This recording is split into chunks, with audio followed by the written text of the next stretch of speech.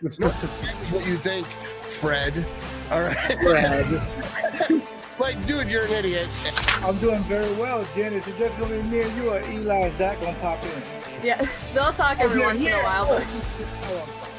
Every now and then we'll kind of He was already here right away. It kind of, well, we're used to you attacking us, so. Yeah. Sorry. Look at Let's just put it this way. Who do you see as the quarterback week 1 for the Green Bay Packers? I see. Welcome back, everyone, to our first training camp edition of Open Book here on Game On Wisconsin. I'm Eli here with Jen and Zach, as always. How you doing, Jen? And then we'll get to the other one. I'm good. Obviously, I'm somewhere else, hanging out at my sister's for the weekend. So, yeah, I mean, the last 3 days have been the happiest I've felt in months. So I'm sure you guys can kind of agree to that one. Yeah, I've been pretty happy. Am I up? I've been pretty happy. How about you, Zach? I'm fine. I mean, I'm upset. You were totally unfazed by my barking. I cut you off. I know. I wasn't sure if we all were muted, and I was like, this guy's barking at me. But no, you were just barking, so it's good. Yeah. I'm great. I mean, it's nice. Thank I you. mean, Jen looks better than both of us. Let's just get that Yeah, out of the way now. I don't know how you took. I mean, yeah, I I appreciate it. I appreciate it, but It's okay. yeah. Yeah, no, I'm great. I mean, the last couple days, it's been really hard balancing training camp and work, but I mean, there's been a lot to talk about, a lot to cover, and I'm excited. I'm excited to get back to like Snaps actual for Zach. football. Yeah, seriously. No. Yeah, no, I have none of that. even just me trying to put his articles on Twitter. I can't even come up with a simple 10-word caption. In the meantime, there's 2 other articles that are backloaded that I have to post. So, Zach, this whole week, honestly, incredible work. I could not keep up. I appreciate that.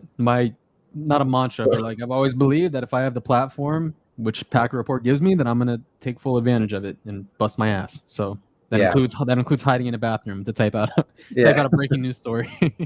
Look, Whatever you gotta do, we appreciate it. Yeah, thank you. Again, I don't deserve any of this, but well, before we dive into training camp and how everyone looked, if you didn't know, I was there the last couple of days. Obviously, also there's been plenty of reporting about training camp on Twitter by all the great people in Packers media. So I'm sure you've seen a lot already. But let's start with Randall Cobb. I mean, Randall Cobb back in Green Bay. If you told me that today's Thursday, if let's say you told me this on Monday or Tuesday, I would have thought you were high. I would have laughed in your face and said, stop wasting my time. I would have believed it just as much as if you said Jordy was coming out of retirement. And then all of a sudden, 2 days later, Randall Cobb is on the practice field catching balls from Aaron Rodgers. Zach, in your wildest dreams, did you ever think this could ever happen, or that Rodgers could maybe change the way the organization runs, even just on a one-time basis, to make this happen? No, I don't think I ever could have, not even in my wildest dreams. I mean, look back to April 29th. I believe that was the date. April 29th.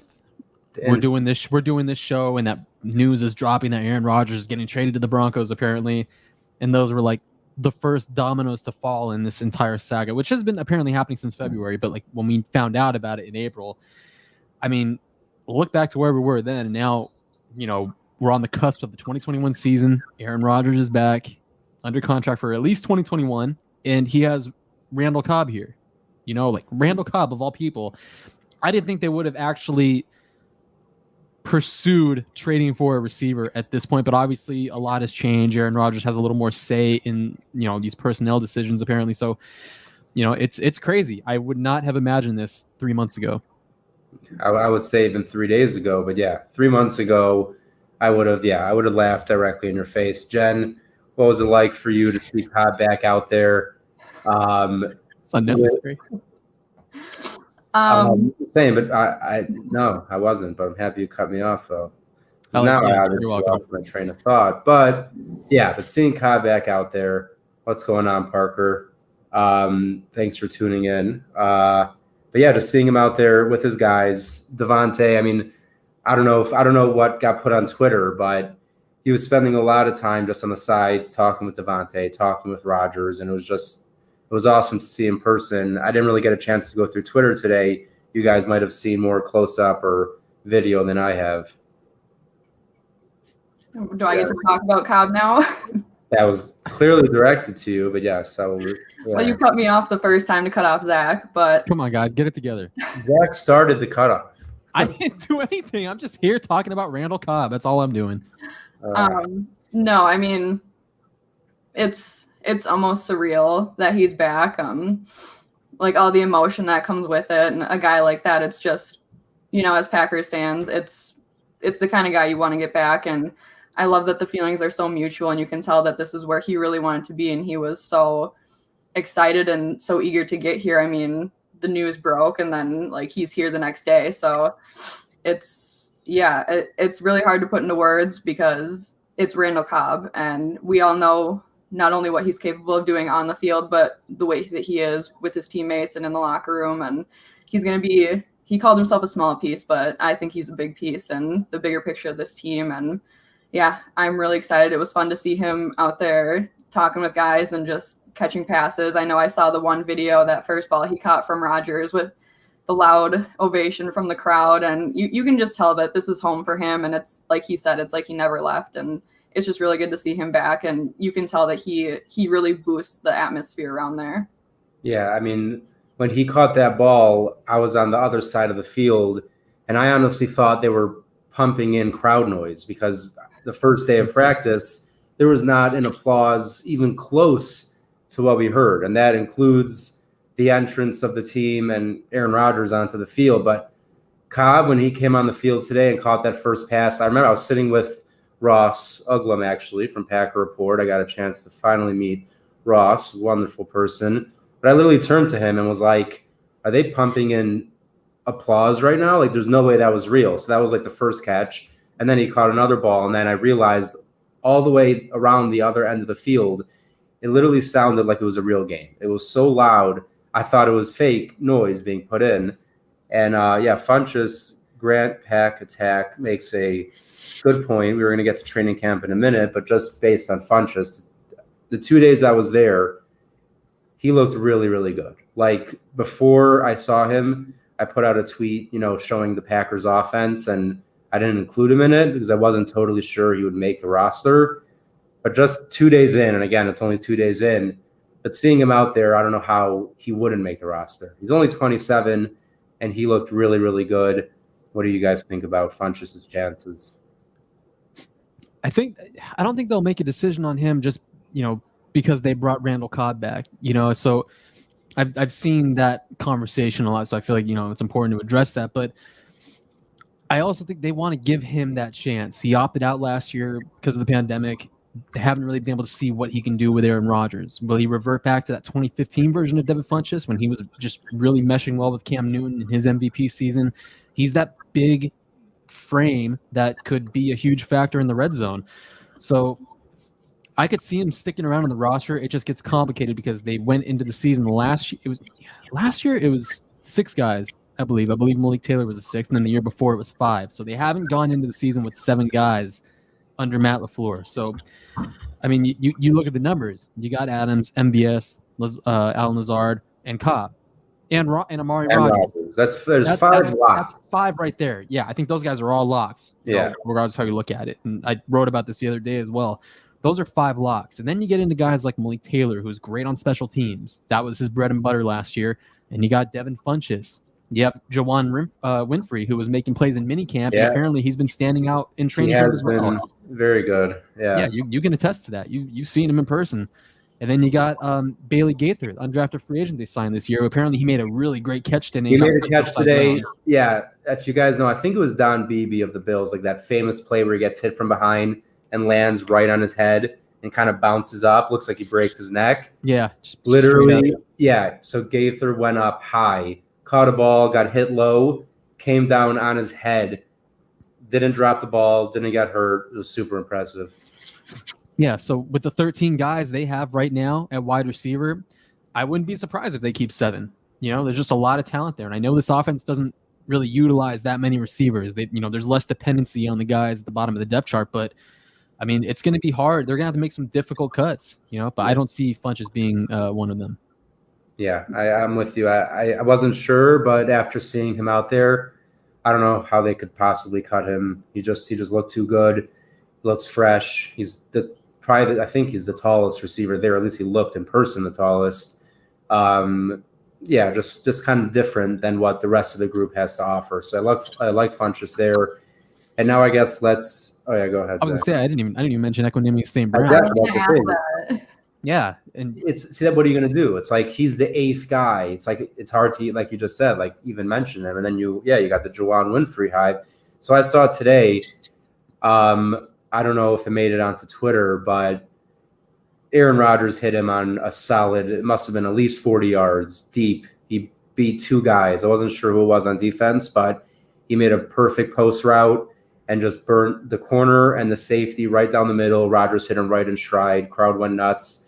And he made a handful of other catches from both Rodgers, Love, Benkert, who Jen is rocking the Bombin' Benkert shirt. Everyone make sure to go grab your own. And I'll say real quick, and again, I think I've done pretty well. I've never shown it. I have nothing against Jordan Love, nothing against him whatsoever. But the 2 days I was there, so far, in my opinion, I think Benkert has honestly looked better. He's just looked more comfortable. His throws look smoother. He's just more accurate. He's throwing less during team drills than Love, but I think Benkert's honestly looked really, really good the first 2 days. That's what I like to hear. Yeah, I knew you would like that. Yeah, that's Jen's type of content. I don't know how much stock there is in that, obviously, because it's training camp, but also Jordan Love, he had that pandemic shortened rookie season, and then Kurt Benkert at least has a little bit of experience. So I mean, it's surprising, but at the same time, it's kind of not. You know what I mean? Because Benkert has been through this whole thing. Yeah, he's been around a bit, but I would just say, Love made maybe not the best throw of the day, but for sure top 3 throw of the day to Funchess over the middle, right in stride, tight coverage. It was like a deep slant kind of route, just hit him right in the hands. It was a perfect throw. But other than that throw, and then the one throw yesterday he made into the end zone, I believe to Amari Rodgers. Other than that, he just seemed a little bit uncomfortable to me. But again, it's early in training camp. He never had a rookie season. I'm not too nervous about that. But now let's get to some other huge news. First, I have a training camp question for you. Oh, absolutely. Well, were you fooled by Kelly wearing the Bakhtiari jersey today? So I was there early, and the guys pull into that back parking lot. If you've ever been there by Hudson Center, and I see 69. I'm like, wait, he was not. I didn't see him at all yesterday. So I turned to Ross, and I'm like, I guess Bakhtiari's here. And we both like, okay, cool. We wait around 20 minutes. They come out of the building, and again, I assumed it was him. I just see a huge guy wearing 69, and then right as I'm about to tweet that David Bakhtiari's here, I see someone put on there that it was really Kelly in his jersey. But I was fooled for a solid 30 minutes, convinced we were about to see Bakhtiari. He pulled it off really well. So. He did. I think, was it Matt Schneiderman who absolutely thought it was Bakhtiari? Yeah, my brother told me that, that Matt reported that Bakhtiari was back. I was like, literally, I had the tweet going, and I'm like, something feels wrong. I'm like, he's on the PUP list. He wasn't on the field at all yesterday. Now he's in a jersey and a helmet. It kind of looked almost like he was too big. Zach, I know you have your sources. That picture. Yeah, my sources, the internet. Kelly came into the league, I think over 6'1", and I think Calais Campbell was like a notch under 6'7". So Eli, you said I think Calais Campbell's like the tallest player currently in the NFL. 6'1". Yeah, you said 6'1" by accident to start. What? Did I really? You said 6'1". Yeah. I've had a long day. Okay. But yeah, Kelly's 6'8", and then Calais Campbell's like a notch under 6'8". So it's like, that's a big dude. Like, he needs to go play center for the Lakers. Lakers, by the way. Yeah, dude, he's a massive, massive human being. Like, anytime somebody makes David Bakhtiari look small, when they're standing next to each other, like that's when like like holy shit. He looked like little brother Bakhtiari. Yeah, like little brother that gets bullied and picked on, by the big brother. Before I commented on it, I was like, this has to be a joke. I literally thought, Zach, deal with that, Lakers. Nice championship you have. But either way, I thought he was standing on something. I thought it was a prank. I'm like, no one can be that much taller than David Bakhtiari. He's not a small person. Yeah, but how tall is Bakhtiari? You either not as tall as Kelly. 6'4", 6'5"? Yeah, I guess. I mean, he made him look even smaller somehow. Maybe he's got some big cleats on. I think it's Randall Cobb probably, because he said he was in tears on his way back here. I was more laughing tears than maybe emotional tears, but I think we're both really happy is what I would say. Tears are tears. I think if we let you sit here for 30 minutes and just go on a hate-fueled spewing rant on Adam Schefter, I think within 10 minutes of that, you'd be in tears. You would just be bawling out of pure joy for what you're doing. Yeah, maybe out of that, yeah. Because look, Schefter, again, 9 out of 10 times, more than, look, you're going to believe most things he says. But as someone who's followed him and looked up to him for a long time, it's hard to not look at this and take away a little bit of the way, his credibility, just the professionalism. It, honestly, in my opinion, it felt very personal to him. Whatever it was, whether it was Rodgers, the Packers, the fans, Green Bay, whatever it was, he was speaking about it like it was really personally affecting him, and very like had a vendetta that Rodgers is going to be gone, and he was wrong. And he didn't just say, I think, or he's probably, the words, the Packers lost Aaron Rodgers. They lost Aaron Rodgers. Like unequivocally, he's gone. And then he comes back. You don't say a word. You don't, it's just, to me, it just seems really sloppy. I stand by what I said before about a lot of that stuff was true, but he overblew it to such a maximum. But also, he hijacked the draft. Like he could have done it any day. He does a draft day. Like, forget even the fan. Rodgers even mentioned that in his presser. He didn't understand the motive of doing that on draft day. I mean, he obviously wanted it kind of kept under wraps anyways, but that just kind of shows kind of his thoughts on it being released on draft day as well. But it provided me with a lot of great meme content. So that's true. That I mean, I don't know if the whole summer of pain was worth it. If it was like a weekend, I would say it was definitely worth it. But the last couple months for some memes, I don't know. There were some good memes though, Jen. I'll give you that. But before we get deeper into Rodgers' return and his very intense press conference, you guys need to know about a huge Game On Wisconsin party happening week 2 of the season, and we hope to see you there.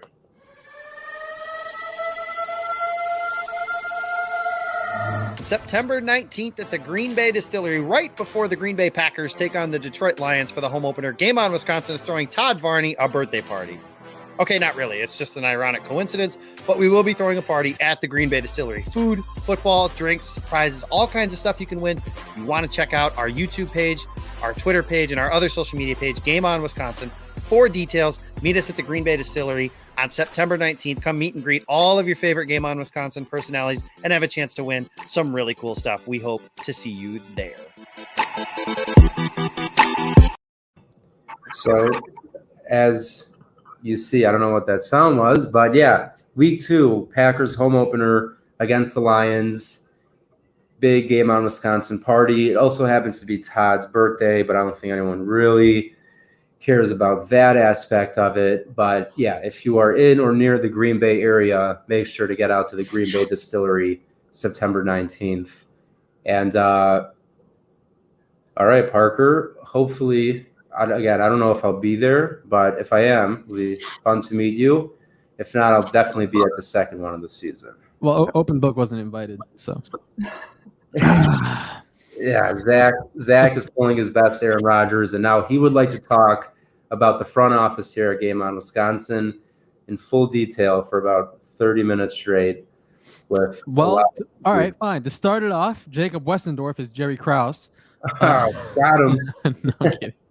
No, but I guess we obviously have to talk about, forget Aaron Rodgers' most, candid, honest, just incredible kind of press conference. I don't think I've ever watched a press conference that was ever that just like enticing. Like you couldn't, everyone, whether you're a Packer fan or not, everyone watched that and listened to it because it was, in my opinion, just real, honest, genuine feelings from one of the best athletes in the world about an obviously serious topic considering the last few months. And I mean, Rodgers did not hold back. And I know some people, everyone's taking it in a different ways, but for me, that's exactly what he should do. He's earned the right to come out and say how he feels. I think almost anyone should be able to say how they feel. And he wanted to make it clear how he felt. He didn't hide it. He didn't try to lie. He didn't try to be vague. He made it very, very, very clear how he felt and what was going on. And I love that. I just love the authenticity of it. And also, you know what, if you do want to look at it, though, just purely from the Packer positive standpoint, it also did leave you, where there is, room for healing, whatever, within the relationship. It's not like, as Rodgers said, he's never going to close the door on anything. So that was comforting to hear. Obviously, there was a ton of other stuff that he said. Probably couldn't cover everything he said in this show, but what were some of your biggest takeaways, Jen, from that amazing press conference? One of the biggest ones I would say is, I know I tweeted out some of the clips last night, were just kind of him, like you can see that this is something that it's not just about him. And I know some people have mentioned, well, why is it now that he's deciding to talk about these things if they impacted former players? And sometimes you just have to kind of go through it yourself to kind of have your eyes open to a situation. So I think that hearing like all those names that he mentioned in the Packers industry that kind of maybe he felt weren't respected on the way out. And I mean, it kind of sat weird with me just because it's like, those are obviously players who I cared a lot about. I cared about their character, what they did on and off the field. And it kind of just, it hit me hard in the heart, just kind of like, oh, well, they didn't feel maybe respected when they left. And I think that Rodgers kind of speaking out on that shows really good leadership for his former teammates, for himself, and for his future and current teammates, just to try and kind of invoke change that way with the front office. And kind of like he said, you can either move on or you can help change things. And I know a lot of people thought it was selfish and that he just is upset that his friends got traded or cut and stuff like that. But I didn't take it that way. I thought it was, he just wants to make sure that guys, when they leave this organization, that they kind of feel they're respected and thanked for everything they've done. And maybe some guys didn't feel that way when they left, and maybe they felt disrespected either with money talk or no contract offers or really lowballing their worth. I don't know. It's just kind of, it just kind of was interesting to hear this isn't all about Aaron Rodgers. It's about a lot of other players, and he's just the one with the biggest voice to be able to say anything, because if these guys, they're not going to come out and say anything about it. It's not their place. It's not the right time. And now that Aaron Rodgers is kind of in one of those positions that they've been in, I think he's kind of realizing, what it could be like. And he's had those conversations which I think is important to know, that he's had these conversations with these guys. It's not just his own personal opinion and speculation on what things were like when they left. It was, he's had these conversations, and he wouldn't mention it if they all said, no, we all felt really good about the way we left things and stuff like that. So I think that says a lot about it. And I think it's just important to know that everybody who thought it was selfish and petty and all that kind of stuff, what he was doing, there's always a bigger picture when it comes to Aaron Rodgers. So I think that was one of the biggest takeaways for me. Yeah, I agree. And Zach, before we jump to you, Jen, just remember, eventually those 9 names, which I believe it was 9, will have to be a trivia question in one of our games. And we'll see who can remember all 9. Zach, I'm going to remember them. Shit. But go ahead. Zach, please. What were your initial takeaways from that? Well, first of all, you're already wrong because it was 12 names. All right, there you go. I lost. So it's already 1-0. Zach and I. See, I did say I think. I wasn't sure, but go ahead.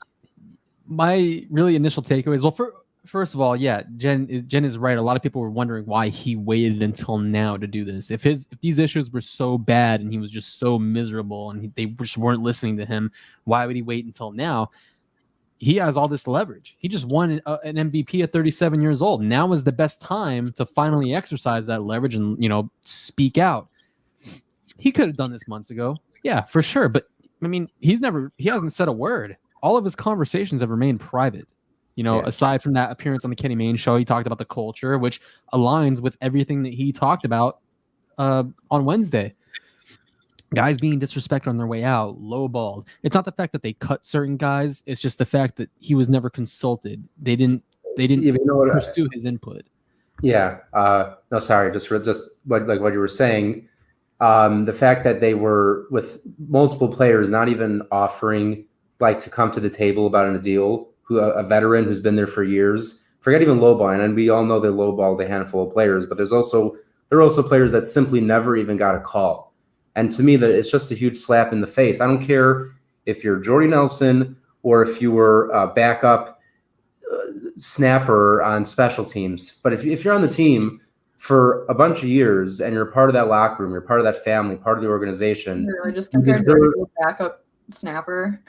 I didn't compare him. I said no, but I'm just saying regardless, the organization should be treating players. You don't just basically, I think, I'm not going to name names, I'm not certain, but I know of a few players for sure that were major parts of the Packers' success for years that simply were never even called about a new deal when they were free agents. And I just think that's just not the way to do business. Well, and that's kind of what bothered me too about some of the comments I've been receiving and seeing on Twitter and stuff. It's, not everything comes I understand that it's a business, but not everything has to be about money. You can show respect to guys without the money aspect. And I think that, if they're lowballing guys, there is the money side of things, but you can treat people correctly and morally right without the money side of things. So, I mean, if you do it right, that part really doesn't matter as much. So if they're going into it though, disrespectful, and then you throw really low money offers on them, that just adds to it. So I think that there's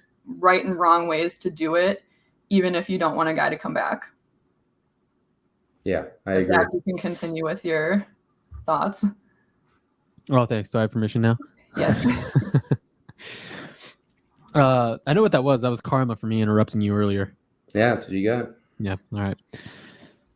But as I was saying, Aaron Rodgers, he never wanted to be jurisdiction on who stays and who goes. It was just the fact that he didn't have that input. He didn't feel like his input was respected. He didn't feel like his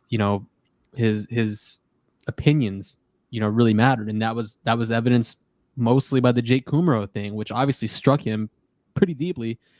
And I mean, the fact, I know it's just Jake, the Jake last Kumro. straw. People need to understand it was just. No, I think it's just the principle of the thing. It's the fact that he was talking up Jake Kumro, and then all of a sudden he's part of Final Cut Downs, and apparently he was the second best receiver in camp that year. That's not how I remember it. I don't remember him being the second best receiver. You weren't throwing him the ball, so exactly. But and him naming those 12 guys, it also tells me he's not just talking from a witness's perspective. He's had conversations with these guys from Charles Woodson all the way down to Brett Good. He has talked to these guys, and they probably felt disrespected. They felt dismissed by the organization after spending so long there. A lot of the guys he mentioned, if not all of them, spent several years at the Packers. Even as Brett Good, a long snapper, he was there for, I believe, 8 seasons. I mean, not a fancy, many of them drafted by the Packers. Yeah, that was their home organization, so. And a lot that wanted to stay and take pay cuts to stay there. Like Jordy Nelson. He wanted to take a pretty low offer. He was going to take a hugely low offer.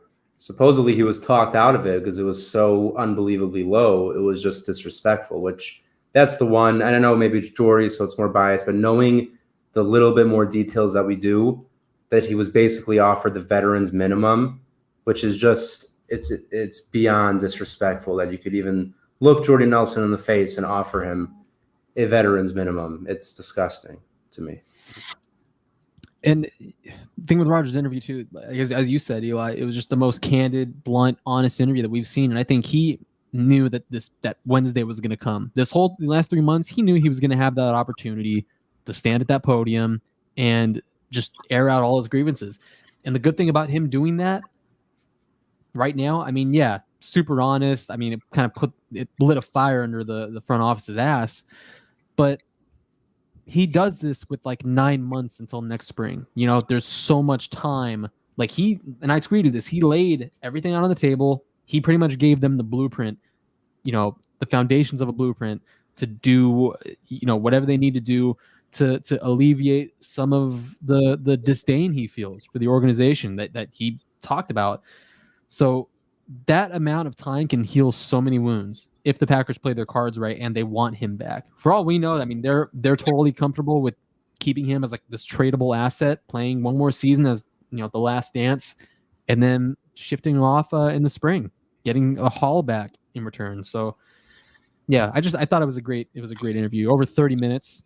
So it was hell to transcribe, but it was great. It was fantastic. It was really nice to see just the blunt honesty. I know, Zach, you kind of tweeted out as a joke, can't wait for the cryptic messages, and then it was everything but that. It was I was like, oh, I can't wait for him to just talk about how happy he is to be back with his teammates, blah blah right. blah. He doesn't want to talk about any of that, and then all of a sudden it's the complete opposite. He's just talking all this shit on the front office, and I'm like, okay. It didn't even feel like 30 minutes. Like, I felt like I could have watched that for hours, and just kind of the shout out to the media people too, the guys in there asking questions. They asked some really solid questions and important questions, and we got some really good answers. And it honestly looked like every once in a while Rodgers was glancing over at a note sheet, like he knew what he came in and he knew what he wanted to say. And I mean, there was no way he wasn't going to talk about it, but yeah, I think that there's just so many important things said. And I've always been a fan of the way Aaron Rodgers talks too. I like the way that he kind of poises himself when he speaks, and everything he says has a purpose to it. And I think there was only one question that he dismissed. So he was pretty open, and I wish I could remember the question he felt was too personal to answer. But yeah, it felt really good to watch, and it kind of felt like a huge weight off our shoulders. And there's some optimism to the things that he said. And yeah, we really don't know what could happen 9 months from now, but I think that we're in for a hell of a season. Yeah. I personally, I didn't get the chance. Zach looks like he did. So was it awkward? I was driving.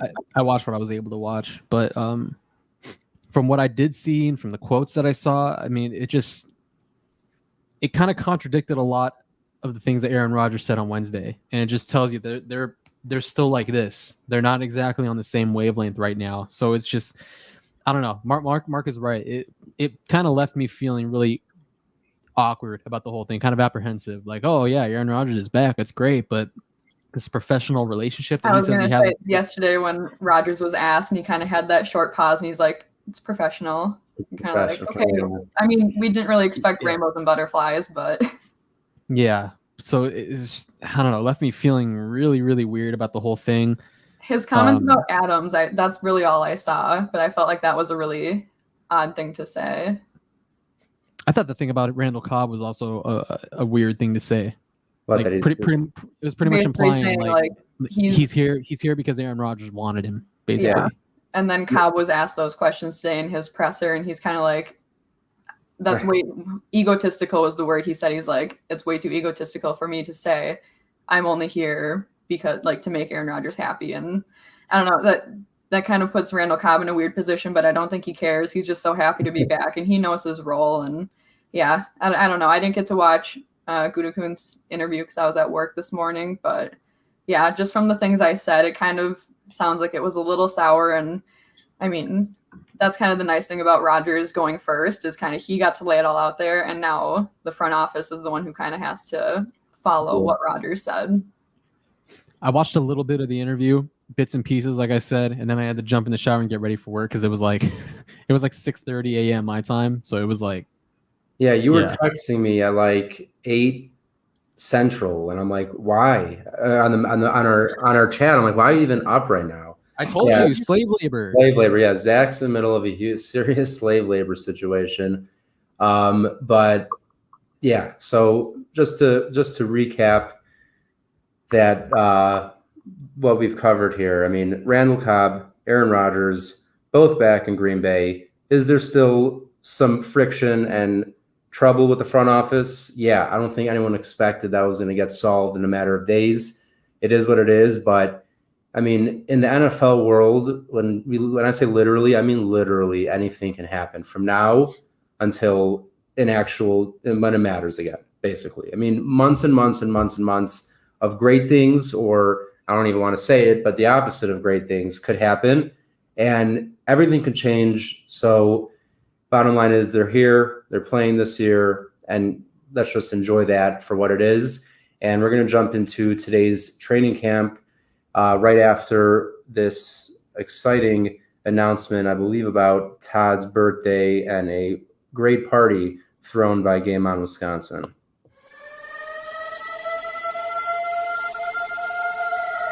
What's up, everybody? It is your boys from Lombardi's Bar, Dan the bartender, Todd, Jimmy. We are here to let you know that we have the first ever Game On Wisconsin party coming to you live at the Green Bay Distillery, September 19th. Put it on your calendars now. September 19th? Is this my birthday party, guys? No, absolutely not. Farthest thing from your birthday party. We're not celebrating Todd's birthday. We are hanging out at the Green Bay Distillery, drinking some alcohol, eating some food, and watching NFL football. Be there. Still don't remember being invited to that, but yeah, I know. You'd think between the two times they would have invited us by now, but that didn't happen. But now let's jump in here before we close out the show. Training camp. We're only 2 days in. Haven't even put on the pads yet, but we've seen a lot. And I usually don't do this, but I guess because I was there, I guess I might as well just kick us off a little bit on some thoughts I had that maybe didn't get to Twitter or weren't as widely saw by everyone. So first off, I mean, well, this I don't care. I'm sure you know this, but Aaron Rodgers looks damn good. He looks like he does not look like someone who's been holding out or whatever you want to call it. I'm trying to think. I think one throw I saw was like, okay, like that was, and it wasn't really inaccurate. It was a little bit short on the throw, but he was hitting every throw to any receiver for sure, right on the money. And then out of maybe, let's say, 15 attempts at throwing the ball into the net that he does all the time, I would say he made at least 12 or 13. I videoed almost every one, or maybe I didn't, potentially. But he didn't miss a lot. Don't worry about it. Either way, Aaron Rodgers looks damn good. And as I said a bit earlier, I really think Ben Kurt has been a little bit better than Jordan Love, if not at least equal, which is interesting. I mean, we know Love is going to be the 2, but it was still a little bit, it was just Ben Kurt really just impressed me, to be honest. I haven't seen a lot of him, and seeing him in person, he looked really good. Devin Funchess, as I mentioned a little bit earlier, again, someone we haven't seen in a Packers jersey. We still aren't sure, obviously, if he'll make the roster, but based on the first 2 days, I don't know how the Packers could cut him because he looks really, really good.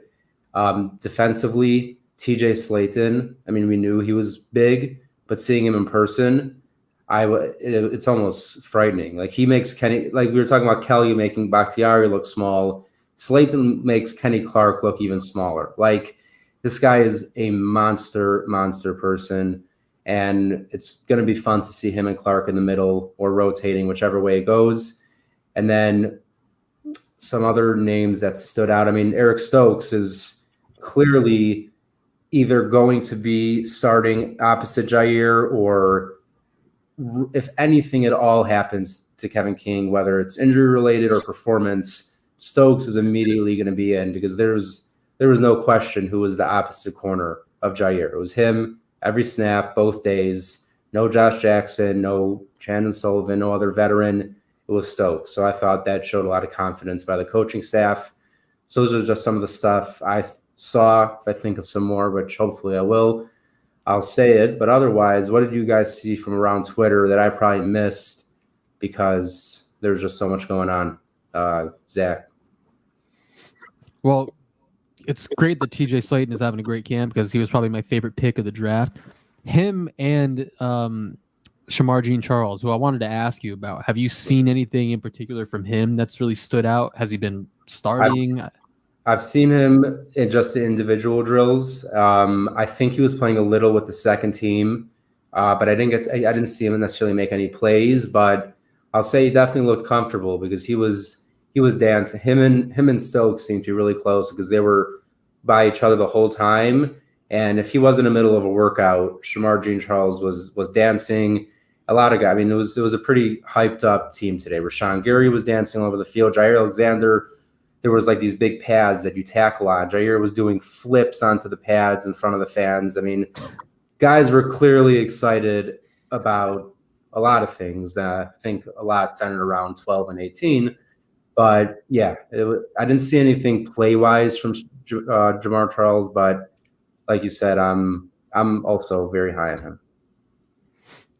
Yeah, and as you said about Eric Stokes, I mean, he's fitting perfectly in that opposite boundary spot. This is probably the best possible opportunity for him now because Kevin King's on the non-football injury list. So unless I'm mistaken, unless he's been out there working off to the side or something, he's been on the side, but he hasn't been working. He's just been watching. So this is prime opportunity for Stokes to just really solidify himself in this defense. And I mean, he's gonna have 3 preseason games this year regardless. But I mean, right now, right out of the gate, for him to be looking as pretty much as packaged, as advertised, that's promising. In a rookie's first training camp, like that's not unheard of, obviously, but still, the Packers need that number 2 cornerback. But for the Packers, it almost is. I mean, rarely do they just throw rookies out there, even in training camp, as starters. I know King was out, but still, in the past, they'd probably just go to a guy like Josh Jackson, being a veteran, even though he hasn't played a lot, but he's been around. They'll throw him in. They clearly must be confident in Stokes, which I like to see. But Jen, what have you seen around Twitter or the internet that has stuck out to you about Packers camp so far? I guess I saw one tweet, so I kind of want to ask you about it. I did see, I can't remember who put it out there, but Ty Summers was someone who was kind of catching some attention. It sounds like he had a really big pick off of Jordan Love. So I just wanted to ask if you saw that, or maybe have you seen anything from Ty Summers, or maybe just some other under the radar guys who have maybe made standout plays. Yeah, so I will say real quick, just it's not maybe under the radar guy, but Packers' new addition, Devondre Campbell. He's been all over the field. Just looks really energetic in the middle, something the Packers needed. Kind of like Kamal Martin, but with the veteran presence of not just running past the play but playing the play. So that's good to see from him. He also, even though I knew that Zadarius Smith was not practicing and I knew Campbell was Campbell, every time I saw him, I thought he was Z. It was very confusing. I thought Z was in the middle on the first snap yesterday, and I kind of freaked out a little. But to your first question, so the interception by Summers, and he's overall looked pretty good. He's made some other plays outside that interception, but to be honest, he did make a nice catch, and he actually had some moves afterwards that if they were really tackling, I don't know if he would have made it to the end zone, but he would have had a nice return. But to be honest, Jordan Love kind of had an open receiver and just sailed the pass by a solid 3 to 5 yards. And it just kind of went right over his head directly to Summers. Still a heads up play because he was covering someone else and he kind of just jumped up and caught it. But it was just a weird throw. Like, it was almost like he was throwing to no one. He just threw it just way over the guy's head right to Summers. So that was kind of what I was mentioning when I said Love hasn't looked awful. He made, again, today, maybe the throw of the day or one of the top throws of the day, but that interception to Summers did not look pretty. But Summers has looked pretty good. Other under the radar guys, Zach mentioned Juwan Winfrey. I don't know how in the world they're going to, unfortunately, it's just about impossible to see him on the roster, but he's looked really good. So either get him on the practice squad or someone else is going to sign him. Zach, go ahead. I'm trying to think of anyone else. Oh, I was going to briefly talk about Ty Summers and that kind of like middle linebacker room before we close out here. I mean, they're pretty much running 4 deep right now. If Ty Summers can put it together, he had a pick 6 in the preseason a couple years ago as a rookie. If he can just kind of put it together now in year 3, I mean, he's probably going to be the 4th guy in that depth chart now with Devondre Campbell in the fold. You got Kamal Martin, Chris Barnes. I think, it's a mystery as to who they're going to start in there. And now with Isaiah McDuffie on the NFI list, it's a good opportunity for Ty Summers to kind of really, make a leap. Real quick, I mean, it's just kind of crazy how you mention all these names and the name Oren Burks has not even been brought up. I mean, I left him off on purpose. I know, but like, I don't know what to expect. It's insane because honestly, when you see him play, like, he's really fast. He seems athletic. He was a 3rd round pick. the guy can't even get on the field. And considering how bad we've been at middle linebacker, the fact that you could not get on the field, I just don't know how that even happens. Like, I don't know how, considering the state of the middle linebacker position on the Packers, we have never seen Oren Burks with like an extended playing time in the middle. Like, if that's not telling enough going into year 4, I don't know what else there is to say for him. I would comment, but I mean, we hit our 45-minute mark, so I can't. Oh, well, you could always comment, but I'm afraid if I speak, I will be in trouble. Yeah, Zach. We're already over now, so might as well just say it. Well, I mean, I agree. I mean, the shoulder injuries kind of really stunted his career. He's never really been able to put it together at the second level. You know, just mentally doesn't seem to click on the field. Athletically, he's gifted. You know, he could drop back into coverage. He's an ex-safety. You know, it really is a shame because I really thought the Packers would be able to make use out of him in the defense. So, you know, it is what it is. I left him off of that four guy list just because I have no idea like what the hell they're going to do with him. You know, he needs a really strong training camp and an even stronger preseason. Yeah, I'm with you. There really just doesn't seem much left to do. Guys, you know, we never really throw our IGs out there, but if you'd like to, Instagram, throw out your Instagram handles for Mark or anyone else who'd like to follow you. Jen. Jen? Mine is just Janelle.Mackey. That's my public one that I made, so I can kind of share content on Instagram. So Janelle.Mackey. And mine is Wolven with a 0 for the. It feels stupid saying this out loud. With a 0 for the O and 2 N's at the end. Remember the 0 for the O. That's how you know you're like super cool. I don't even know my Instagram thing. It's probably just under my name. It might be under Book of Eli _NFL, but just I would say find me on Twitter. I don't really do the Instagram, not really my thing. But guys, this was a really fun show. A lot that we talked about. Obviously, we still have a lot more training camp to go. We only saw the first 2 days without pads. So there'll be a lot more discussion next week on how the next week of training camp will go. I'm really excited about it. Before we head out, make sure to follow Jen at BigMac_4 on Twitter. You could find Zach, not at Wolven, because that would be absurd. You could find them at Zachariah J on Twitter, and you can find me at Book of Eli _NFL. Obviously, make sure to follow Game On Wisconsin at Game On WI and subscribe on YouTube. We will see you next week, everyone. Enjoy Aaron Rodgers and the Packers back on the field, and just don't complain. Just enjoy it. We'll see you next week. What you think, Fred? All right, Fred. Like, dude, you're an idiot. I'm doing very well, Jen. Is it just going to be me and you, or Eli and Zach going to pop in? Yeah, they'll talk every once in a while. But Every now and then we'll kind of. he was already here right away. It kind of we're used to you attacking us, so. Yeah. Sorry. Look at. Let's just put it this way. Who do you see as the quarterback week 1 for the Green